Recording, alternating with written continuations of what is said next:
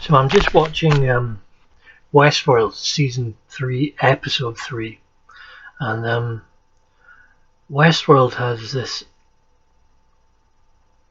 It's really, really complex, profound, and convoluted. But there's a general idea that, from what I understand, that the artificial intelligence, the robots themselves, they become more self-aware through a repetition of painful events. So the park that they're in, they've been going through repeated dramatic events, or certain characters would have been who have been murdered, or so that's happening over and over again, and a little like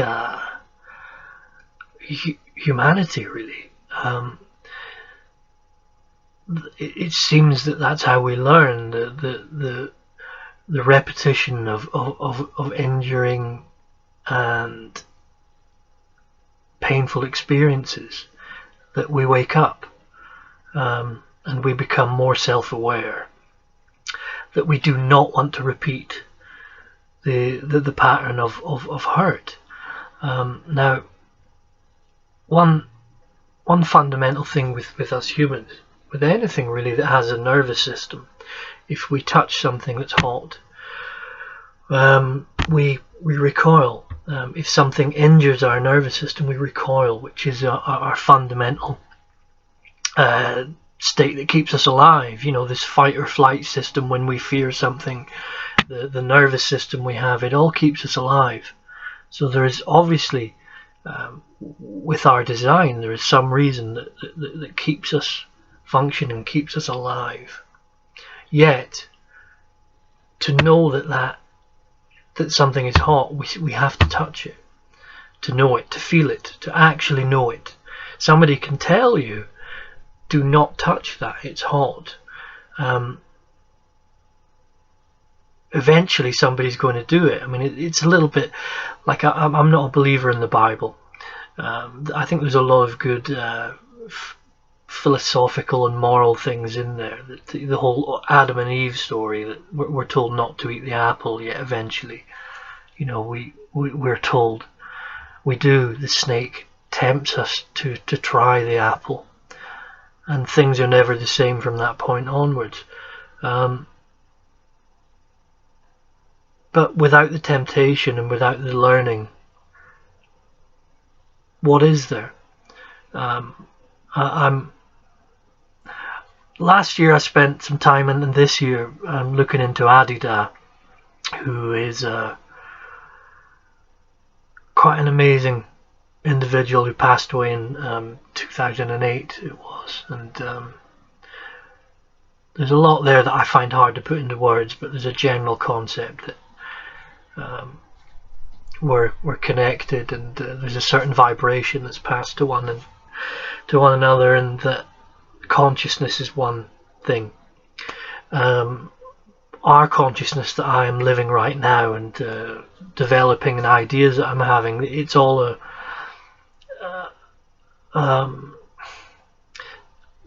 major parts of it can just be a big part of my ego, and created it. So I've created a dilemma that's not real, and therefore you create all these things yourself. But the actual fact is that before you've created all this, there is only one thing, which is an energy, and that energy is, from what I understand, vibrating, and is bliss, is love bliss. Okay, let's just say it is. But that love bliss is interrupted every time that we create some sort of unhelpful dilemma. Now, where am I getting with this? It just we're at 2020, and there seems to be some humongous change happening in a vibration sense around the world as well. It's not just me being a crazy lunatic here. Something is changing, and I think a lot of people feel it. I think our technology and our media is having a dramatic effect on how we perceive and how we communicate. So I think the way we communicate is, I feel, one thing that's going to change very, very soon. We either have to communicate in a faster way, more effectively, and by more effectively, it has to work. Not just a bunch of people getting on Facebook and shouting,